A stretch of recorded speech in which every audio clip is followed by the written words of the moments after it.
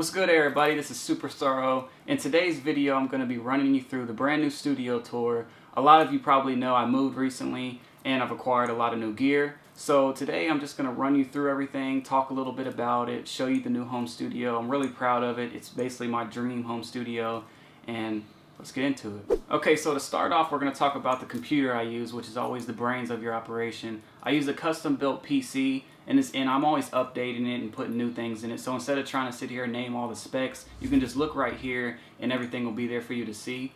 Moving on to the desk that I use an OmniRax computer desk, and it's the Presto model. It comes in a lot of different colors, but I went with black because I usually go with black with a lot of things. It's a really good desk, it's sturdy, has some rack space, and I mean it works for what I need. So moving on, I'm going to talk about the monitor. A lot of you have asked about the monitor. It's an LG ultra wide 34-inch monitor. I always use just a regular kind of TV looking monitor, and I wanted to go with something with more space, but instead of going with dual monitors, I found this, and it lets you fit actually even more than what dual monitors can fit because it has a high resolution in it. So it works perfectly for me. It's a great monitor. So next we're going to talk about my speakers or studio monitors. I used to have some Roccat 6s, and I recently upgraded to the Yamaha HS8s. I went with the white color over the black just because it just suits my personality better. I'll do a more in-depth review on them down the line. I've only had them for a couple weeks, but I can definitely see the impact on the improvement that it sounds better than the Roccat 6s, I can tell you already. We're going to move on now to a little thing that I use for mixing called the fader port. I use it in Studio One, which is a new DAW that I just upgraded to from Cubase. It just lets me do my basic controls like stop, record, fast forward, rewind, and all that, etc. It's just a nice thing with the motorized fader in it. Moving on, we'll talk about my MIDI controller, which a lot of you want me to do a review on, the Akai Advanced 49 that just came out. Shoutouts to Akai. It's an amazing MIDI controller. To me, in my opinion, it's the best one so far. We'll get more in depth down the line with that as well. Now, I could go on and on about this thing all day because it's an amazing controller, but we're going to move on for now to something that a lot of you ask me about time and time again, which is these LED colorized orbs behind me. Now, I picked those up years ago. I honestly, to tell you the truth, I have no idea where I got them from. It's just if you Google LED orbs, they might come up. They're like $100 or a couple $100 each. They just put a nice flair to the studio, give it a nice feeling, kind of inspire you to even want to work even more. So as far as studio headphones, I use Audio-Technica. The model is the M50X. They're really great professional headphones. I only really use headphones nowadays kind of to reference my mix. After I'm done mixing a beat, I want to check it at the end. But they're really great headphones, and they're sitting on a custom aftermarket stand that I found on eBay for a more modern look in the studio. Next, we'll talk about my microphone. I only have a mic just to kind of cut some vocals, like some quick vocal chops and some EDM beats or something like that. I'm not a singer by any means, but so I didn't have to get a super professional crazy mic, but I went with the Blue Spark mic, which is a condenser mic, XLR, and it's the gold edition. If you're wondering why it's gold, it's a limited edition gold color. Next, we're going to talk about what I have plugged into everything, essentially what is powering everything, which is my Furman power conditioner. Everything's plugged in there basically to keep the audio cleaned. It's a great and affordable way to make sure that your equipment doesn't get fried or damaged in a power surge or a thunderstorm.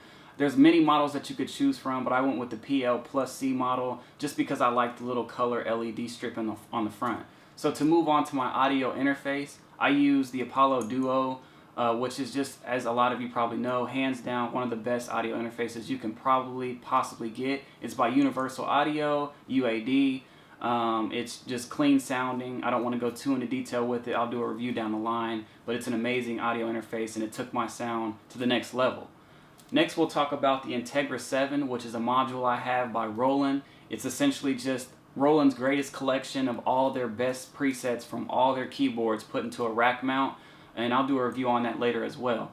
Behind me, you'll see the Korg Kronos 2, which just came out recently. It's just a Korg keyboard workstation with amazing quality sounds, brass, piano, strings. I usually use it if I want a guitar sound or a string sound or some type of realistic sound, because you just can't beat that with virtual instruments. Above it, you'll see the Virus TI2 by Access, and that's what I make a lot of my presets in, that I include in my preset banks, and you can just make some gnarly, crazy, gritty EDM synths when I get into the EDM music. Oh wait, and before I forget, a lot of you have asked me about the chair I recently got. It's a very comfortable, very sturdy chair. It's by DX Racer, and it's the Zero series. They have plenty of different series to choose from. I went with the white and black with carbon fiber kind of looking fabric on it.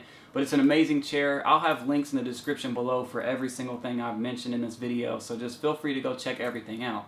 Also, you might notice I have an iPad sitting on the desk, and I use an app within that to control my DAW, which is Studio One version 3. I just recently moved from Cubase, and I'm loving Studio One 3, and the app in it just lets me control everything about it. So that's why there's an iPad up there. I can kind of set it up, kind of put the stand on there, and control all the volume meters and everything. Now, as far as the room's acoustic treatment, I recently just got that done, and we're going to touch more into detail about that right now. So as a lot of you might know, I recently purchased my first house, and with that came the ability to finally build my dream studio. Now, the room itself is about 14 by 16, which is a really nice size for a home studio. It had a kind of bland looking gray paint, and the flooring was just carpeted, which is fine, but for the dream studio I had in mind, I wanted really nice maple hardwood flooring, so I had the carpet ripped out, had the maple floor, hardwood floors put in. I had the room repainted. It's like a slate gray and like a bright, brilliant type red. Not too bright, but a nice tone. I wanted something that I really felt comfortable in, which is what was key to me. But more importantly, I wanted the space not only to feel professional, but it had to sound professional. Now, a friend of mine, Adam Ivy, acoustically treated his home studio, and he recommended I go with the company he went with, which is Overtone Acoustics. So I contacted the people at Overtone. I sent them the dimensions of my room.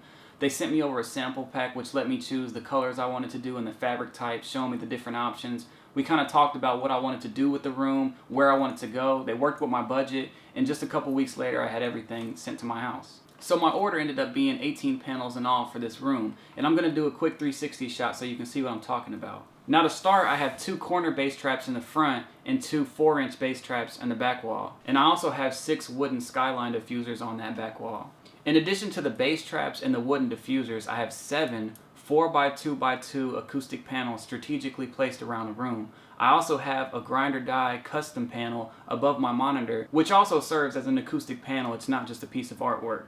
The difference before and after I got the room acoustically treated is like night and day. You can definitely tell a difference in the mixes and the sound. A lot of you are recommending that I get some acoustic treatment in all the old videos, and I'm 100% glad I did for this room, and it sounds amazing. Now, if you've seen any of my other videos, then you've probably noticed that I have a lot of knickknacks around the studio, which are things that I just like to keep around. It's either stuff I grew up on or stuff that I'm really interested in, like anime or whatever it might be. It's just real inspiring to have around. I not only have these couple things on the desk, but I also have the full like bookshelf full of just stuff that inspires me. I might look at it and it might just bring me back to a time of my life, and then I go from that to working on some music. So it's just a really nice thing to have, a nice display, a lot of custom pieces, some things I've had done. You can see the foam posits up there that I had hand painted from Dragon Ball Z. Just a lot of stuff like that that I'm really into.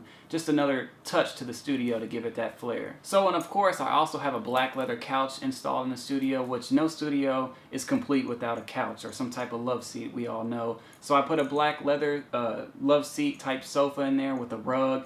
I don't have people over that often, but when I do, they can have a place to kind of hang out at, maybe watch me work, or even if it's just me in here, I can go over there and sit down, take a break from the music, let my ears take a break, kind of do some emails on the laptop, and go from there. Now, I know I might have went through this video kind of fast, but I didn't want it to be hella long. As I said before, a link will be in the description below with every single thing you've seen, or most of it, so you can go look for more information on anything if you want to check it out. Also, as I said, I'll be reviewing everything or most of this stuff, and leave a comment down below and let me know what you want me to review first. I always try to look at the comments and comment back. So I'll look and see what you guys want me to, review first. Maybe it'd be the Apollo, maybe it'd be the Korg or whatnot. And I'll go by that and start doing review videos on everything. Hit me up, check me out, industrykits.com for sound kits. Superstaro.com is the main website. Twitter is @Superstaro.